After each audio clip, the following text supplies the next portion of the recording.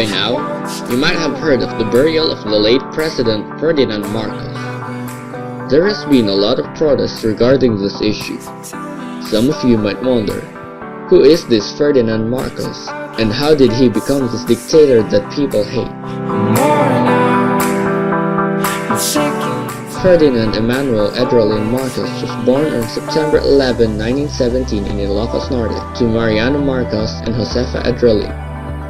His father was a congressman, surrounding the young Ferdinand in a political atmosphere. Mariano had a strong influence on him, which was to win at all costs.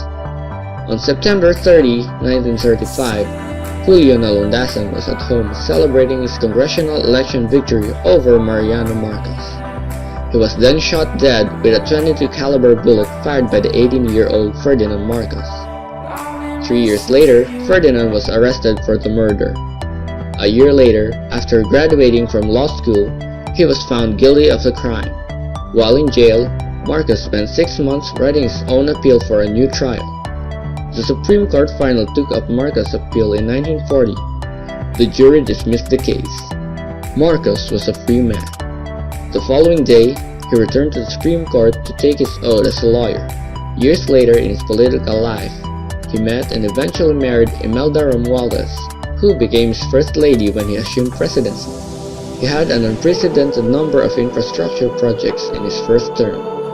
He was then re-elected for the second term as president.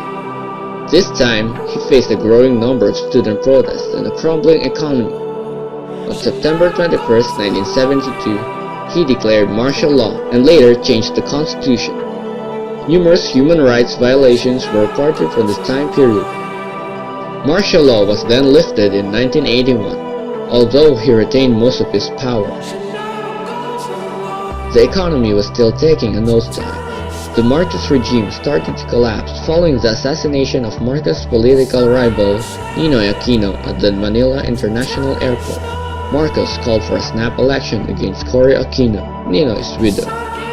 When the Philippine National Assembly declared Marcos as the winner, a rebellion in the Philippine military, supported by hundreds of thousands of Filipinos marching in the streets, forced the Marcos family to flee the country after Ferdinand's 21 years of presidency. He and his family fled to Hawaii, where they remained until his death on September 23, 1989, due to heart and kidney failure. And that's the story of President Ferdinand Marcos. Thank you for watching.